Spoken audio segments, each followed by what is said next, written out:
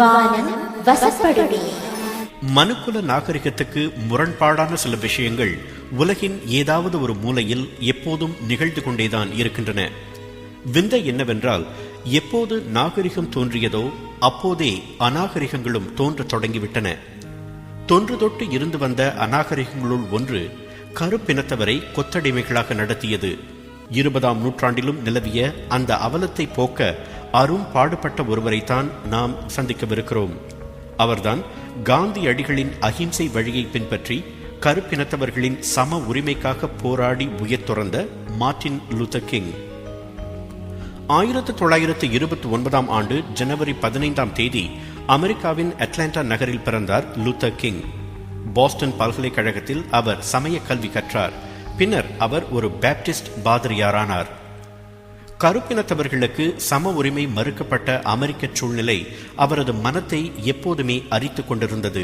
20ஆம் நூற்றாண்டில் அறிவியல் முன்னேற்றத்தில் உலகுக்கே முன்மாதிரியாக விளங்கிய அமெரிக்காவில் அதன் குடிமக்களுக்கு சரிசமமாக வாழும் சூழ்நிலை இல்லை என்பதுதான் விந்தை. கருப்பினத்தவரை தீண்டத்தகாதவர்களாக பார்த்தனர் வெள்ளையர்கள். உணவகங்கள், ஹோட்டல்கள், பேருந்துகள், பொழுதுபோக்கு இடங்கள் என எந்த பொது இடத்திலும் கருப்பர்களுக்கு என்று தனி இடம் ஒதுக்கப்பட்டிருக்கும். அந்த இடங்களை மட்டும்தான் கருப்பர்கள் பயன்படுத்த வேண்டும். ஒதுக்கப்பட்ட இடங்களை விட்டு வெள்ளையர்களின் வட்டாரத்திற்கு அவர்கள் வந்தால் என்ன நடக்கும் தெரியுமா? அந்த அநாகரிகமான விதிமுறைகளை மீறுபவர்களுக்கு சிறை தண்டனை நிச்சயம். நம்ப முடிகிறதா? ஆச்சரியம்தான், ஆனால் உண்மை. எவ்வளவு காலம்தான் பொறுப்பது? 1955ஆம் ஆண்டு டிசம்பர் 1 தேதி கருப்பர்களின் பொறுமை எல்லை கடக்கும்படியான ஒரு சம்பவம் நிகழ்ந்தது. அந்த தினம் ரோசா பார்க் என்ற கருப்பின பெண் ஒரு பேருந்தில் ஏறி அமர்ந்தார். ஒரு நிறுத்தத்தில் சில வெள்ளையர்கள் அதே பேருந்தில் ஏறினர். அப்போது அவர்கள் அமர இருக்கை இல்லாததால் ரோசா பார்க்கை அந்த இருக்கையை விட்டு எழுந்திருக்குமாறு அதட்டினார் பேருந்து ஓட்டுநர். எழுந்திருக்க மறுத்ததால் ரோசா கைது செய்யப்பட்டார். பல ஆண்டுகள் அவமானங்களை தாங்கிக் கொண்டு அமைதியாக இருந்த கருப்பினத்தவர்கள் இம்முறை விடுவதாக இல்லை. ரோசா பார்க் சம்பவத்தை கண்டித்து சுமார் 50,000 கருப்பர்கள் ஆர்ப்பாட்டம் நடத்தினர். அவர்கள் மீது போலீசார் துப்பாக்கிச் சூடும் நடத்தினர். இருப்பினும் கருப்பினத்தவர்களின் கொந்தளிப்பை அப்பட்டமாக வெளிப்படுத்தும் ஒரு ஆர்ப்பாட்டமாக அது அமைந்தது. மார்ட்டின் லூதர் கிங்குக்கு மகாத்மா காந்தியின் மீதும் அவரது அஹிம்சை போராட்டத்தின் மீதும் அளவு கடந்த மரியாதை உண்டு. அண்ணல் காந்தியின் உருவப்படத்தை அவர் வீட்டில் மாட்டி வைத்து வணங்கினார். காந்தியடிகளின் வழிகளில் அதிக நம்பிக்கை வைத்த அவர் தனது போராட்டங்களில் வன்முறை தலையெடுக்காமல் பார்த்து கொண்டார். சம உரிமை கோரும் இயக்கங்களில் அவர் மும்முரமாக ஈடுபட்டார்.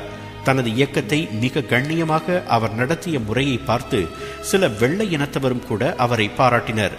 ஆனால் பல எதிரிகள் அவரை கொல்ல திட்டமிட்டனர். அவரது வீட்டுக்கெதிரே குண்டுகள் வீசினர்.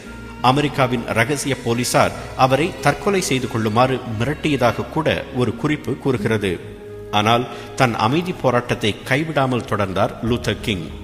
அறவழியில் போராடுவது பற்றி அறிந்து கொள்ள 1959ஆம் ஆண்டு இந்தியாவுக்கு சென்றார் லூதர் கிங். அங்கு 1 மாத காலம் தங்கி இருந்து காந்தியடிகளோடு பழகிய தலைவர்களிடம் அஹிம்சை போராட்டத்தை பற்றி கேட்டறிந்தார். மிகச் சிறப்பாகவும் உருக்கமாகவும் பேசக்கூடியவர் லூதர் கிங். அவரது பேச்சுக்கள் எழுச்சியூட்டினவே தவிர வன்முறையை கிளறியதில்லை. 1963இல் வாஷிங்டனில் மிகப்பெரிய அமைதி பேரணிக்கு ஏற்பாடு செய்தார் லூதர் கிங். சுமார் 250,000 பேர் அங்கு திரண்டனர். அந்த அமைதி பேரணியில்தான் வரலாற்று சிறப்புமிக்க சொற்பொழிவாற்றினார் மார்ட்டின் லூதர் கிங். உலகை மெய்சிலிர்க்க வைத்த அந்த பேச்சில் அவர் இவ்வாறு கூறினார்: எனக்கு ஒரு கனவு உண்டு. ஒரு நாள் இந்த தேசத்தில் என்னுடைய 4 பிள்ளைகளும் அவர்களுடைய தோல் நிறத்தின் அடிப்படையில் அல்லாமல் அவர்களுடைய குணத்தின் அடிப்படையில் மதிப்பிடப்பட வேண்டும். என்றாவது ஒரு நாள் வெள்ளையர் இனச் சிறுவர்களும் கருப்பர் இன குழந்தைகளும் கையோடு கைகோத்து நடக்க வேண்டும். அந்த பேரணி நடந்த அடுத்த ஆண்டே, அதாவது 1964ஆம் ஆண்டு சம உரிமைக்காக பாடுபட்ட லூதர் கிங்குக்கு அமைதிக்கான நோபல் பரிசு வழங்கப்பட்டது. வேறு வழியில்லாமல் 1965ஆம் ஆண்டு கருப்பினத்தவர்களுக்கு ஓட்டுரிமை அளித்தது அமெரிக்க அரசாங்கம். அதனைத் தொடர்ந்து கருப்பினத்தவர்களும் வெள்ளை இனத்தவர்களும் சமம் என்பதை பிரகடனப்படுத்தும் மனித உரிமை சட்டத்தை அமெரிக்கா நிறைவேற்றியது. கருப்பினத்தவர்களுக்கு சம உரிமை பெற்றுத்தரும் இயக்கத்தில் கருப்பினத்தவர்கள் மட்டுமே இடம்பெற்றால் பலன் இருக்காது என்று நம்பிய லூத்தர் கிங் மற்ற இனத்தவரையும் தனது இயக்கத்தில் சேர்த்துக் கொண்டார். எல்லோரின் மனங்களும் மாறினால்தான் சம உரிமைக்கு வாய்ப்பு உண்டு என்று அவர் நம்பினார். ஆனால் மற்ற இனத்தவரும் அவரது இயக்கத்தில் சேர்ந்தது குறித்து இன ஒதுக்கல் ஆதரவாளர்கள் ஆத்திரம் கொண்டனர். அந்த ஆத்திரம்தான் லூத்தர் கிங்கின் உயிருக்கு உலை வைத்தது. டெனசியில் 1968 ஏப்ரல் 4 ஒரு வெள்ளையின தீவிரவாதி லூத்தர் கிங்கை துப்பாக்கியால் சுட்டான். அந்த இடத்திலேயே அவர் உயிர் பிரிந்தது. அப்போது அவருக்கு வயது 39 தான். இந்தியாவில் வென்ற அகிம்சை அமெரிக்காவிலும் வென்றது. ஆனால் காந்தியடிகளுக்கு கிடைத்தது போலவே மார்ட்டின் லூத்தர் கிங்குக்கும் துப்பாக்கி குண்டுதான் வெகுமதியாக கிடைத்தது. லூத்தர் கிங்கின் மறைவுக்கு உலகமே கண்ணீர் அஞ்சலி செலுத்தியது. அவரை கருப்பு காந்தி என்றும் அழைத்தது. மார்ட்டின் லூத்தர் கிங் என்ற அந்த மாமனிதனின் நினைவாக அமெரிக்காவில் ஜனவரி மாதத்தின் 3வது திங்கட்கிழமை மார்ட்டின் லூத்தர் கிங் தினம் என்று அனுசரிக்கப்படுகிறது. அன்று அமெரிக்கா முழுவதும் விடுமுறை நாள். சமூக அநீதிகளை எதிர்த்து தைரியமாக போராடியவர்களின் உயிர்களை சில நாச சக்திகள் பறித்தாலும் வரலாற்றில் அவர்களுக்கு உள்ள இடத்தை யாராலும் அழிக்க முடியாது. அகிம்சை வெல்லும் என்பதை இந்தியாவில் நிரூபித்தார் காந்தியடிகள். மார்ட்டின் லூத்தர் கிங் அதே உண்மையை அமெரிக்காவில் நிகழ்த்தி காட்டினார். மார்ட்டின் லூத்தர் கிங்கை போல் அகிம்சை என்ற அறவழியில் சமூக அநீதிகளை அழிக்க முனைபவர்களுக்கு நிச்சயம் வரலாறும் அந்த வானமும் வசப்படும். வானம் வசப்படும்.